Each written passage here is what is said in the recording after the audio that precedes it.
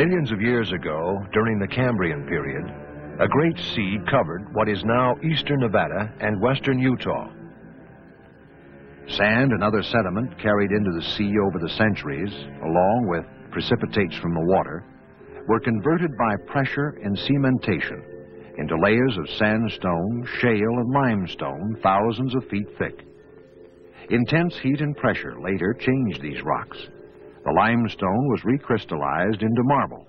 During the Mesozoic era, tremendous stresses within the earth slowly uplifted this area, causing fractures and faults in the rocks. Much later, water following these fractures dissolved out large underground caves. Water containing carbon dioxide is an effective creator of caves.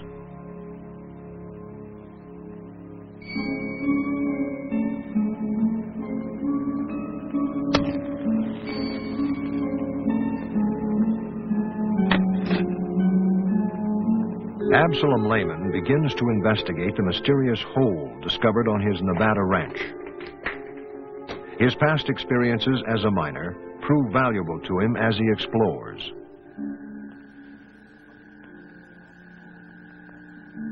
But his lantern cannot show him the subterranean palace obscure in the darkness. Lehman never saw his discovery as it really is.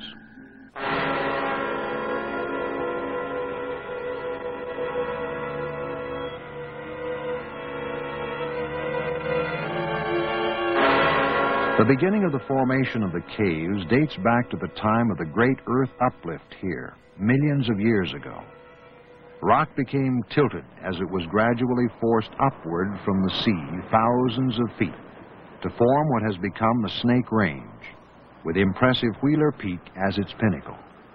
Within the eastern slope of Wheeler Peak, which later became covered by a pygmy forest of pinyon pine and juniper, Lehman Caves began to form. During the Pleistocene epoch, the Ice Age, water was abundant. Several high valleys of the Snake Range were occupied by glaciers, and there were lakes in the lower valleys.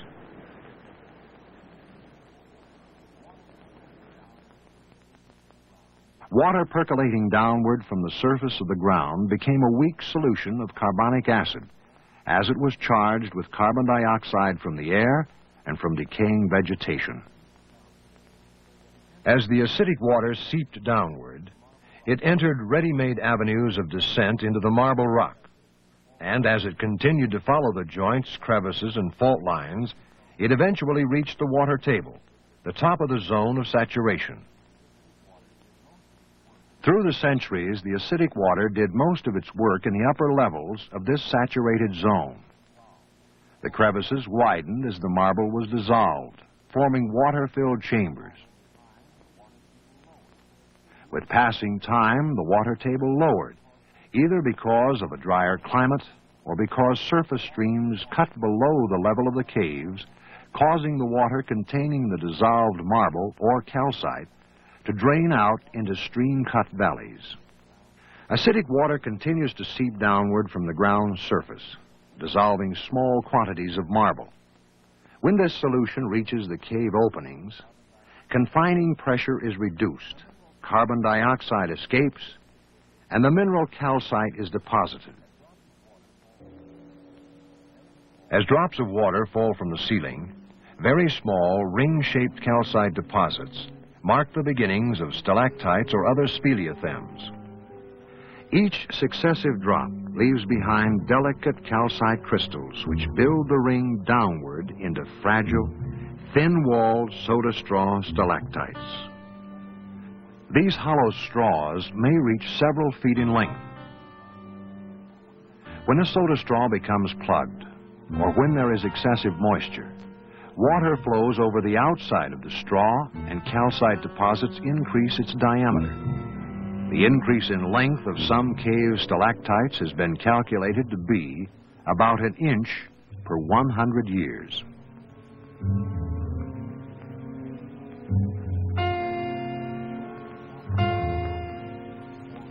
The work of a drop of water is not finished when it forms the ring of calcite on the ceiling.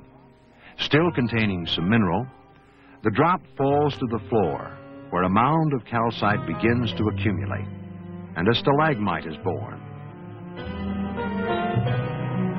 With the passing of time, the stalactite and the stalagmite join to form a column. As water continues to seep into the cave, moving slowly over the outside of the column, irregularities in deposition produce artistic patterns. The most magnificent examples of columns in the caves are the massive fluted pillars known as the pearly gates.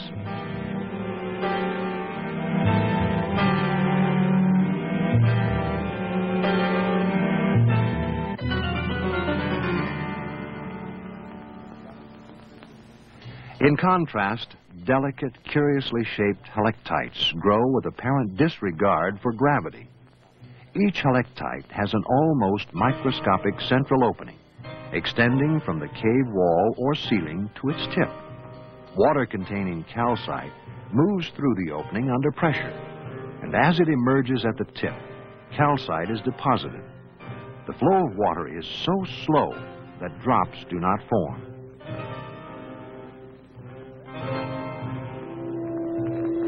Best known of the decorations in the caves is the parachute. It is a shield formation. Shields are relatively rare. Perhaps some of the best examples in the United States are in Lehman Caves. Each shield consists of two parallel plates separated by a crack. The crack is an extension of a break in the cave's surface or formation from which the shield develops. The shield grows as water seeps out of the crack and deposits calcite on the rims of both plates. Hydrostatic pressure controls the flow of water, making it possible for shields to form at any angle. When water flow is excessive, stalactites form on the edges of shields, creating decorations such as the parachute.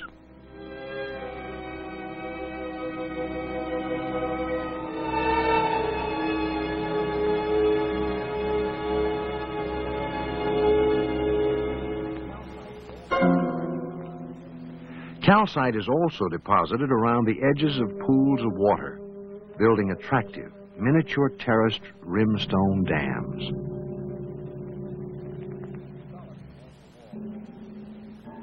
Scallops along the walls indicate that sometime after the cave system was formed, a stream flowed for a while within the caves.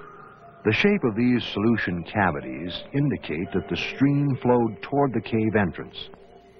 Cave coral is one of the most common of all cave formations. These knobby clusters, as well as sparkling, frost-like aragonite crystals, grow on formations, walls, ceilings, and floors. The beauty and variety of cave decorations defy description. Each decoration is a work of art.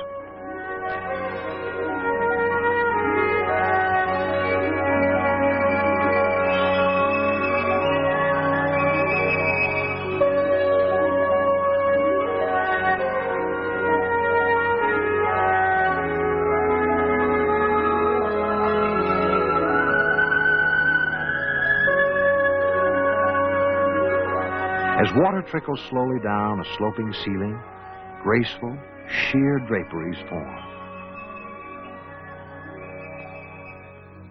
Their beauty is enhanced by the banded effects produced by varying amounts of iron minerals. And as water flows over sloping walls and floors, flowstone forms. Iron oxides are the most abundant coloring minerals in the caves. They account for the yellows and browns, also the reddish hues.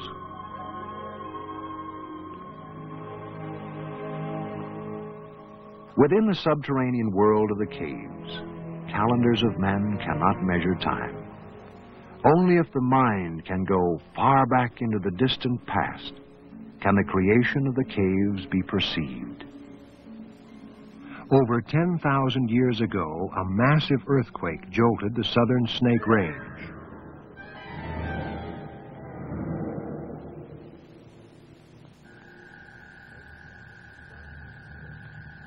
Major damage was done in the talus room. Great pieces of rock fell from the ceiling and shattered, piling up jumbled masses of talus.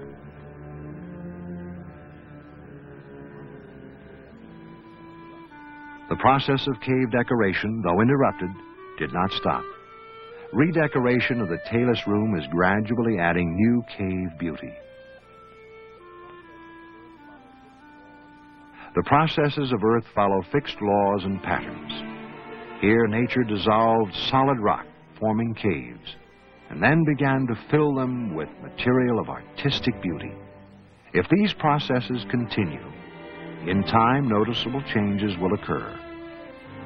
But during our generations, we can enjoy these masterpieces in rock.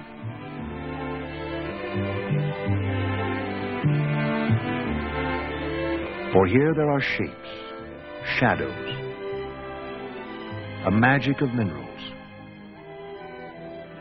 beauty and treasures of subterranean nature.